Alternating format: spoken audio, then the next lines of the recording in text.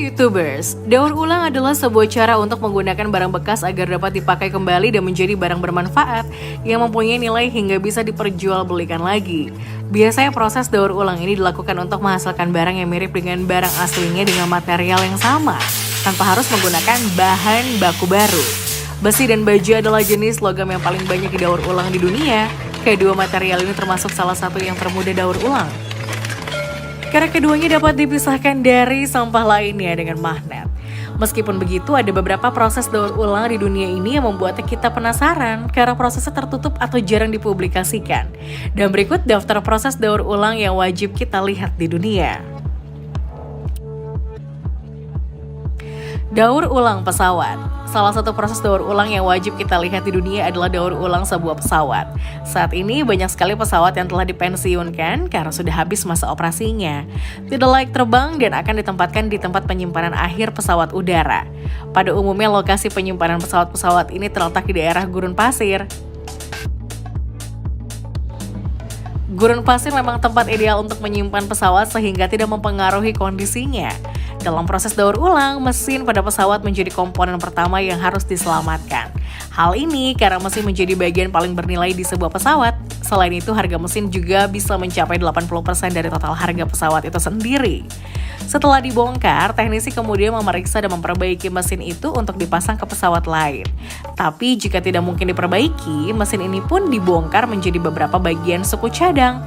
Hal ini dilakukan untuk mencari keuntungan lebih banyak dengan menjual bagian-bagian mesin secara terpisah daripada menjual mesin secara utuh. Setelah bagian mesin dibongkar, baru pembongkaran komponen lain seperti instrumen kabin penerbangan kotak hitam, pengatur suhu udara, kontrol penerbangan, bagian pendaratan seperti roda dan hidrolik. Selain itu ada juga sistem bahan bakar interior kabin seperti pintu dan jendela. Peralatan pendaratan pesawat merupakan komponen terakhir yang akan dibongkar. Setelah itu barulah proses penghancuran badan pesawat oleh sebuah eskavator. Badan pesawat tersebut dipotong-potong dengan cakar raksasa menjadi potongan besi yang lebih kecil agar pengolahan menjadi scrap logam lebih mudah. Proses pengolahan scrap ini dilakukan dengan beberapa tahapan, yaitu pencacahan awal, pemisahan bahan bukan logam, dan pencacahan akhir. Proses pencacahan awal ini dilakukan memperoleh serpihan badan pesawat yang lebih kecil lagi setelah diremukan oleh eskavator. Setelah itu pemisahan logam dilakukan untuk memisahkan bahan-bahan bukan logam yang masih tercampur pada serpihan-serpihan badan pesawat. Kemudian di pencacahan akhir, serpihan-serpihan logam yang telah difilter jadi menjadi scrap logam atau serpihan logam yang lebih halus lagi. Setelah mendapatkan scrap logam dan telah terkumpul banyak, scrap tersebut akan dilanjutkan dan dikirim ke tempat peleburan logam yang dijadikan barang-barang lain yang berguna. Penghancuran mobil. Proses daur ulang selanjutnya yang wajib kita lihat di dunia adalah daur ulang sebuah mobil. Hingga saat ini banyak yang mempertanyakan jika ada mobil yang sudah tidak terpakai lagi, maka mobil itu akan dibuang kemana? Sebagian orang akan menjawab jika sebuah mobil yang sudah tidak terpakai akan dibuang ke tempat sampah dan daur ulang mobil. Namun ternyata mobil yang sudah tidak lagi terpakai lagi dihancurkan dengan cara mendaur ulangnya.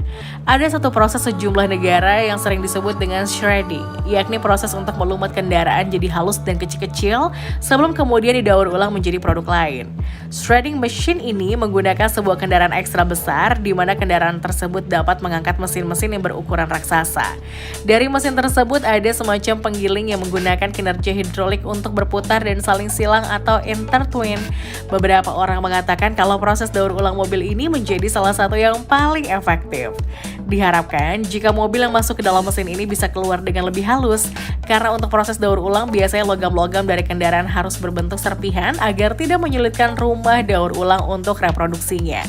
Salah satu bagian mobil yang bisa didaur ulang adalah olinya, yang sudah sering digunakan oleh banyak orang sebagai pelumas rantai motor atau sepeda. Selain itu ada jok mobil yang nyatanya juga bisa bermanfaat bagi kehidupan sehari-hari. Kita bisa saja mendaur ulang bagian ini menjadi busa karpet lantai hingga kursi santai untuk bekerja. Aki mobil yang sudah habis dan tidak terpakai seharusnya tidak dibuang sembarangan, mengingat hal itu bisa menjadi sebuah limbah bagi lingkungan sekitar. Daripada dibuang, mungkin kita lebih baik mengembalikannya ke dealer agar didaur ulang menjadi aki mobil baru. Kemudian ada besi dari mobil yang menjadi salah satu bagian penting dari sebuah mobil. Salah satu besi yang bisa dimanfaatkan di mobil adalah gagang pintu, karena bagian ini bisa didaur ulang menjadi bahan bangunan dan bahan baku pembuatan besi batangan. Ban bekas bakal menjadi bagian yang paling diincar oleh pengepul barang rongsokan. Mengingat fungsi dan ban bekas ini sangat bermanfaat sekali, dan salah satunya adalah dengan menjadikannya sebagai bahan pembuatan karpet lem, bahan dasar aspal jalanan. Selain itu ada juga kaca mobil yang mungkin sudah retak, masih bisa didaur ulang menjadi sesuatu yang bermanfaat. Salah satunya adalah dengan menjadikannya bahan pembuatan karpet lem, batok kaca, hingga bahan dasar blok beton. Emas dari limbah elektronik. Proses daur ulang selanjutnya yang wajib kita lihat di dunia adalah daur ulang emas dari limbah elektronik. Hingga saat ini, emas merupakan salah satu logam mulia dengan nilai mahal dan banyak dicari orang banyak. Selain itu, logam ini juga merupakan sebuah logam transisi atau trivalen dan univalen yang lembek, mengkilap, kuning, dan cukup berat. Logam ini tidak bereaksi dengan zat kimia lain, tapi dapat bereaksi dan terserang oleh klorin, fluorin, dan aqua regia. Sampai saat ini kebanyakan emas digunakan oleh orang sebagian bahan investasi, tapi selain sebagai investasi, emas juga biasa menjadi bahan untuk perhiasan, dekorasi rumah, dan barang elektronik. Penggunaan emas pada barang elektronik karena daya hantar listrik emas yang sangat baik. Tapi kandungan emas dalam barang elektronik hanya berkisar 0,13% saja. Meskipun begitu, kesempatan untuk meraih keuntungan sangat besar, terutama jika kita lihat dari banyaknya limbah elektronik saat ini. Salah satu caranya adalah dengan mendaur ulang barang elektronik tersebut, khususnya PC yang memiliki kandungan emas. Limbah elektronik yang tertimbun ini ternyata memiliki kandungan emas meskipun terbilang kecil, tapi bisa dibayangkan jika limbahnya semakin banyak, maka emas yang dapat diekstrak pun akan semakin banyak. Sejumlah laporan yang mengatakan bahwa China menghasilkan sebesar 4 juta sampah PC, sedangkan terhitung di seluruh dunia limbah PC yang ada tahun 1994 sampai 2003 ada 500 juta unit. Salah satu cara mendaur ulang emas dari limbah elektronik adalah dengan leaching dengan amonium tiosulfat, yakni proses perlindungan dan menentukan ekstraksi emas maksimum pada suatu kondisi yang memakai limbah elektronik. Bagian ini berfungsi mengetahui pencucian emas dari alat elektronik yang masa pakainya sudah habis.